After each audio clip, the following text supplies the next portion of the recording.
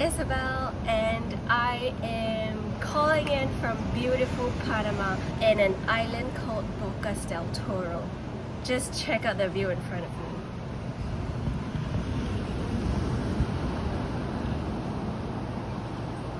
How insane is this view, right? And so if you guys are new to this channel, I'm Isabel from Belle Around the World. I've been running my travel blog for over 7 years, and right now, as you can see, kind of obvious, I am running my blog full-time from anywhere around the world. I have decided to be on this island the past week, and we kind of overstayed our island time because it's just that gorgeous. So anyway, back to today's topic. I want to talk about some metrics, Google Analytics metrics in particular. Okay, so let's talk about Google Analytics. Google Analytics for every blogger is indispensable, and it might seem like it is really overwhelming, but really you only need to focus on a few key metrics, and they are essential, especially if you're trying to track your blogging growth, figure what works, what doesn't work. And so today we're going to focus on 4 metrics that will give you viral, unstoppable traffic on your blog. Admittedly, I am not like a guru in Google Analytics. There's still so much out there that is to be learned. But at least if you know the basics, if you know what to look at, you already have a handle with your metrics and you know how to move forward. Okay, so the first thing that we're going to talk about is page traffic. Kind of obvious, right? But how many of you actually use your page traffic to do something about it? So for instance, like when you go into Google Analytics and then you go into behavior and then you go into site content, all pages, you have a full list of your top pages. Apart from knowing what your best pages are, you can also look at reversing these metrics and looking at what low traffic posts you have and consider removing them from your blog posts. They're removing low page view posts because they hurt the overall keyword density that your blog is about, especially if you've written about something that's no longer relevant today as you fine-tune your blog niche. It's worth considering removing them so that you stay within the theme of your blog. The other thing about looking at your page views is you can analyze your best performing posts and look at what kind of theme it revolves around. Let's say if you ran a travel blog and you write about like best tours, best hotels, best foods around a city, think about your top posts and see if there's a recurring theme in them. Are they all talking about food? Are they all talking about a particular topic like a city? Are they all revolving around budget? Things like that. And you can think about that and then replicate the success, because it just means that Google is recognizing you and showing your post about this particular theme. And so use that, bank on it, and replicate topics that are in a similar theme. The second metric to look at is dwell time, or rather time spent on a post. This is kind of obvious, it's kind of like self-explanatory, but basically the longer someone stays on your post, the more informative they find your post. And so this is a signal to not just your user behavior but also to Google that is telling you that hey, your users are enjoying your content because you've written a particular way, because you've written it a particular length, because you've included certain pictures, because you've covered a certain kind of story. And so look at your dwell time, look at how long people are spending, and try and replicate the same style for other posts that are not doing as well. A good thing about dwell time is, in terms of SEO's point of view, it's kind of telling Google that hey, because people are spending time on your blog post, they find the post informative. And you know Google, they like to serve articles that are serving the user's intentions, that are solving users' problem. And so the longer you're able to get users to spend on your blog post, the better it is telling Google that it's a good post, and therefore it has a higher chance of ranking on Google search ranking. The third metric to look at is your source/medium. In other words, where your audience are coming from. You would go into acquisition and then all traffic and then source slash medium. Basically, this is my favorite metric of all because it basically tells you where your readers are coming in from. Is it through Google search? Is it through Pinterest? Are they coming in from direct traffic where they are just typing your website to enter? And this is important because in order to boost your blog traffic, in order to increase your blog traffic, you want to know where they are coming from and where your blog is being shown at, and then replicate this success. So for over 70% of my traffic comes from Google traffic. And so that tells me that, hey, my SEO is doing well.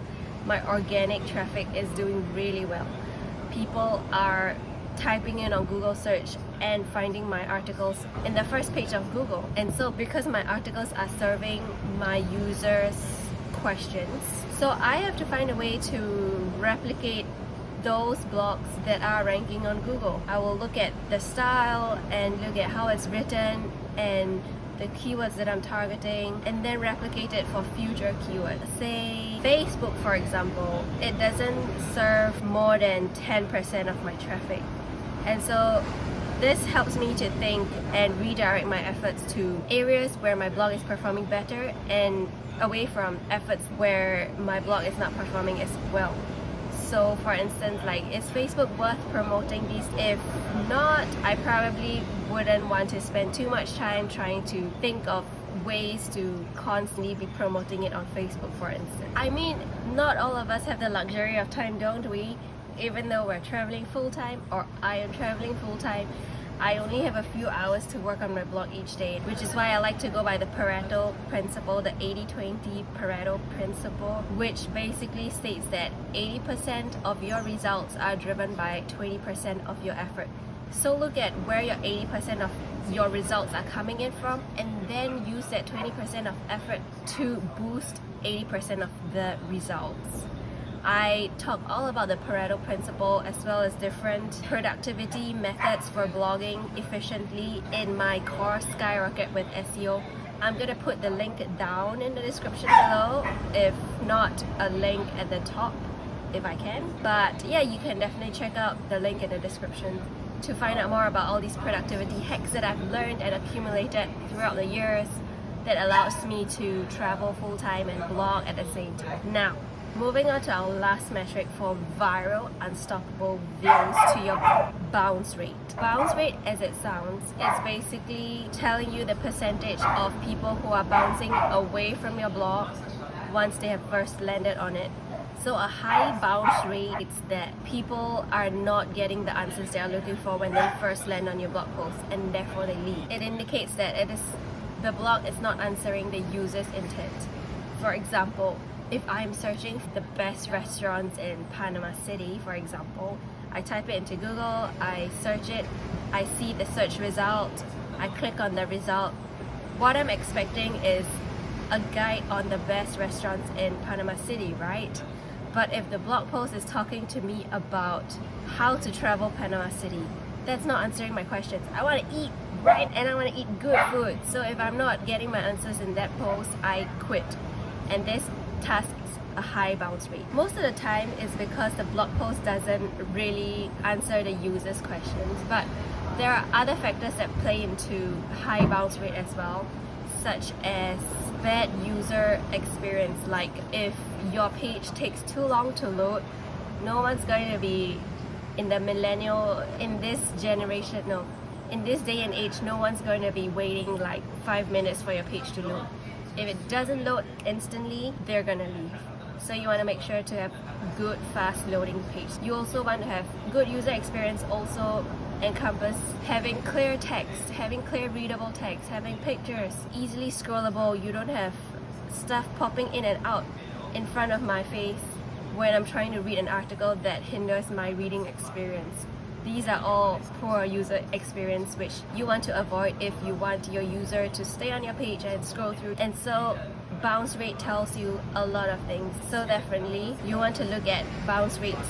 You want to go and study your analytics and look at what posts are serving high bounce rates, and then going through and analyzing each blog post with high bounce rate to figure out why they are as such. With that, if you are trying to grow your blog traffic, I have a really comprehensive SEO course that goes through everything from A to Z about finding great keywords, about ranking on Google for a competitive niche, for outranking your competitors, everything in easily digestible video tutorials for you to check out. I will put the link in the description below, you can check it out. It's everything I've learned throughout this past 7+ years of blogging, and I've really just compacted it into one tight little neat course that explains everything you need to know about blogging, from the best plugins to use to how to use keyword research properly to find keywords that you want to rank for but are too competitive, for instance. So yeah, check it out in the link below, and I'll see you guys in the next video. Meanwhile, I'm gonna go enjoy the pool, enjoy this view. Till then.